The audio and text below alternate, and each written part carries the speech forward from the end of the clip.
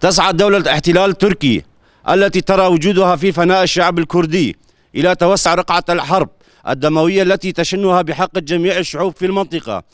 وفي هذا السياق بدأت منذ الليلة السبت باستخدام أحدث الأسلحة حلف الناتو في قصف المدن والبلدات والقرى الآمنة من العفرين والشهبة ووصولا إلى ديريك في أقصى شمال شرق سوريا،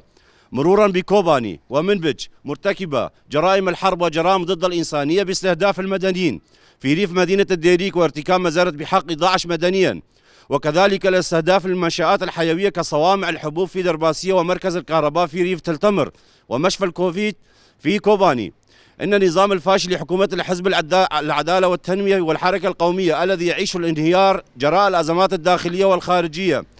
التي يعيشها بسبب سياسات المبنية على احتلال أراضي دول الجوار والقضاء على شعوب المنطقة بهدف إعادة الأحلام الإمبراطورية بائدة سببت الفقر والجهل لعموم الشعب المنطقة على مدار 400 عام، هو من افتعل انفجار اسطنبول ليستخدمها حجة لشن هجمات الإبادة على شمال وشرق سوريا بغية التهجير شعوبها والوصول إلى حدود ما يسمى الميثاق الملي، ومن أجل إطالة العمر النظام الفاشل لحزب العدالة والتنمية وحركة القومية من أجل الفوز في الانتخابات القادمة. إن هجمات التي تشنها دولة الاحتلال التركي تأتي بالتزامن مع انعقاد اجتماع ما يسمى أستانا ما بين الدول الاحتلال التركي وروسيا وإيران، والذي يناقش مصالح هذه القوى المتدخلة في الأزمة السورية والتي هي سبب في استمرار الأزمة وتعقيدها وتهجير الشعب السوري وتغيير الديموغرافية السورية، كما أنها تأتي بموافقة روسيا والدول التحالف الدولي المناهض لداعش وفي مقدمتها أمريكا. وصمت هذا الأطراف يجعل منها شريكة في جرائم التي يرتكبها النظام التركي الفاشي.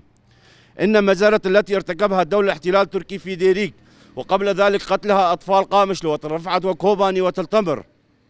وكذلك قصفها الهمجي لمناطق شمال وشرق سوريا بشكل همجي وبأحدث أسلحة حلف الناتو، وكذلك استخدامها أسلحة الكيماوية ضد قوات الجريلا في مناطق دفاع المشروع، تؤكد مما لا شك فيه أن تركيا هي دولة الإرهاب والإجرام. إننا في فدراسيون جرح الحرب في شمال وشرق سوريا، وفي وقت الذي ندين فيه بأشد العبارات الهجمات الدولة الاحتلال التركي على مناطق شمال وشرق سوريا التي حاربت الإرهاب داعش المدعوم من دولة تركيا المحتلة وقدمت أكثر من 12,000 شهيد وأكثر من 20,000 جريح، فإننا نحمل التحالف الدولي وروسيا وأمم متحدة مسؤولية جرائم النظام التركي الفاشي بحق الشعوب المنطقة. كما نحذر نحن الذين قاتلنا الإرهاب الداعش من إن الهدف الدولة الاحتلال التركي هو منح متنفس لمرتزقة داعش من أجل إعادة تنظيم صفوفه وشن هجمات الإرهابية الدموية ليس في مناطقنا فقط بل في عموم المنطقة. نحن في فدراسيون جرح الحرب في شمال وشرق سوريا في وقت الذي نعلن فيه استعدادنا